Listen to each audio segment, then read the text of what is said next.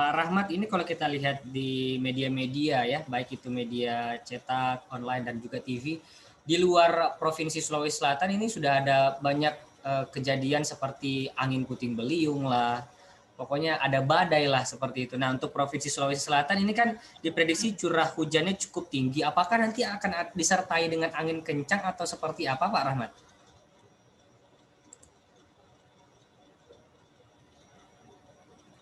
Audionya di-unmute dulu, Pak Rahmat. Ya. Oke, kalau kita melihat wilayah Indonesia bagian selatan khususnya, mungkin yang tampak di berita Jawa, Bali, Nusra begitu ya, memang di sana saat ini memang lebih bisa dikatakan mungkin hujannya lebih ekstrim, sama dengan kita, angkat tapi dibarengi dengan mungkin angin kencang dan beberapa dampaknya. Nah, sepertinya nanti disusul juga akan mengikuti dalam beberapa hari atau minggu terakhir, karena biasanya ketika peralihan atau transisi dari musim hujan ke kemarau, hujan kita karakternya memang cenderung lebat sesaat dibarengi dengan angin yang cukup kencang di daratan. Tadi juga Pak Irwan juga nyampaikan memang sudah terasa di lautan itu gelombang yang tinggi.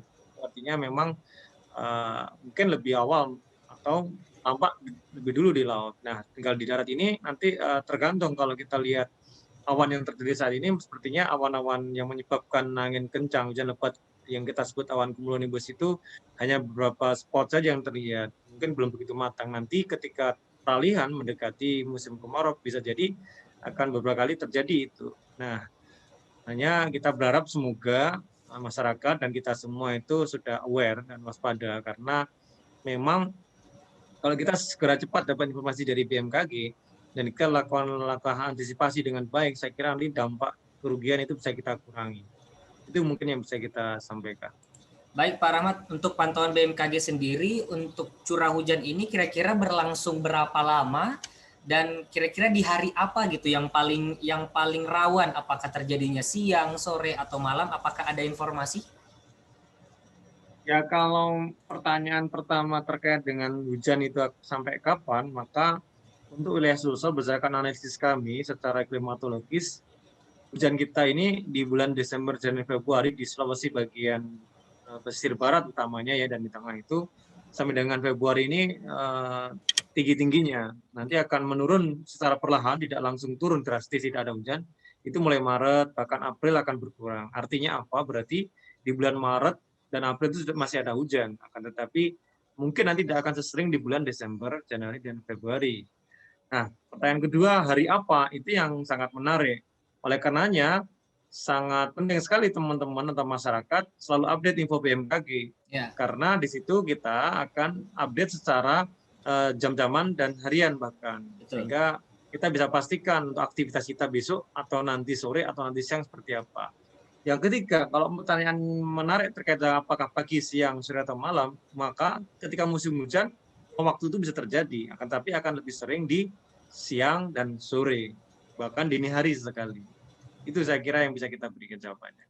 Baik, terima kasih Pak Rahmat. Saya kembali ke Pak Irwansyah Nasution. Pak Irwansyah, ini kalau untuk kriteria gelombang yang aman untuk melaut itu kriterianya seperti apa sih Pak Irwansyah? Karena kalau di informasi yang saya dapatkan ini kan banyak sekali juga dampak banjir ini gara-gara memang gelombang lagi naik-naiknya gitu, air laut lagi pasang-pasangnya gitu Pak Irwansyah. Seperti apa? Baik, kelihatannya memang fenomena yang terjadi pada alam kita, kami perhatiin memang kalau gelombang lagi naik atau lagi apa, memang hujan pun menyertai biasanya gitu ya, saya perhatiin untuk daerah Makassar. Kalau untuk kriteria aman di laut, sebenarnya kalau untuk nelayan ya di bawah 1 meter. Nah, kalau untuk ini, tapi ada beberapa memang tergantung dari perahu dari nelayan masing-masing. Setelah kami beberapa survei ke pelabuhan-pelabuhan, termasuk ke Sinjai, ke Palupu, ke Bone, ke Takala dan sebagainya, ya ada beberapa Pak kalau masih 3 meter kami nggak usah dilarang Pak katanya. Itu nggak hak dari BMKG, cuma BMKG hanya memberitahu itu hak wewenang dari Syahbandar PPI-nya, contohnya di daerah Sinjai. Mereka kalau malahnya kalau pelaut itu kalau di gelombang tinggi, malah mereka penghasilannya banyak, malah ikannya besar, ikan tuna. Nah, makanya kadang-kadang kami ya itu kembalikan lagi ke Syahbandar masing-masing, tapi ya kalau amannya untuk melaut itu pada saat ini yaitu agak pagi kelihatannya pagi ya agak pagi udah itu ya di bawah 1 meter lah kalau untuk gelombangnya. Kalau karena udah di atas itu kalau untuk para nelayan harus diwaspadai karena beberapa hari ini masih akan terjadi hujan. Dan biasanya bila terjadi hujan, ya gelombang pun ikut juga dalam itu termasuk angin, ya, sehingga membuat gelombang itu menjadi tinggi. Oke. Demikian, Pak Ade. Baik, terima kasih Pak Irwan. Saya kembali lagi ke Pak Rahmat Prasetya. Pak Rahmat, ini kalau saya lihat informasinya daerah Maros juga adalah rawan ya, daerah rawan untuk potensi banjir dikarenakan curah hujan yang lebat. Tapi ada juga nih masyarakat yang sering bertanya-tanya nih Pak Rahmat terkait dengan cuaca yang berubah-ubah begitu. Karena kalau kita dari Maros biasanya hujan deras, kita masuk di Kota Makassar justru panas, terus tidak lama lagi hujan lagi. Pokoknya ini cepat sekali nih transisi perubahan cuacanya. Apakah apa yang menyebabkan seperti itu Pak Rahmat? Ya, jadi kalau kita nanti mengenal terkait dengan kondisi cuaca, bahkan hujan spesifiknya itu sifatnya dia random di ilmu kita. Random itu artinya acak.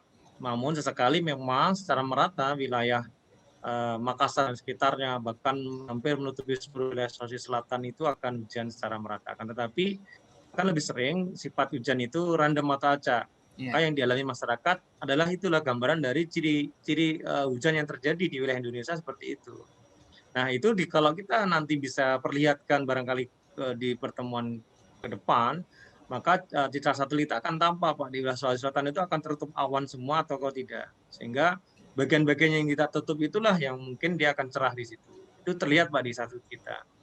Nah oleh karenanya memang sifat hujan kita kejadiannya memang begitu. Kadang tidak usah jauh-jauh di depan rumah atau di depan kita nih hujan, kadang nanti berapa kilo nggak ada hujan. Itu memang karakter sekali seperti itu Pak. Sifat random itu harus kita pahami. Kan soal kita bicara Maros saja misal atau Makassar saja bisa jadi kondisi hujan akan seperti yang dirasakan masyarakat. Namun ada kalanya merata Pak dari Makassar, Maros bahkan sampai ke pesisir barat hujan terus secara merata. Itu yang terjadi karakter hujan di Indonesia seperti itu kira-kira. Baik Pak Rahmat, apakah ada pengaruh untuk daerah-daerah seperti daerah-daerah pesisir, perbedaan dengan daerah perkotaan terkait dengan curah hujan yang berubah-ubah ini?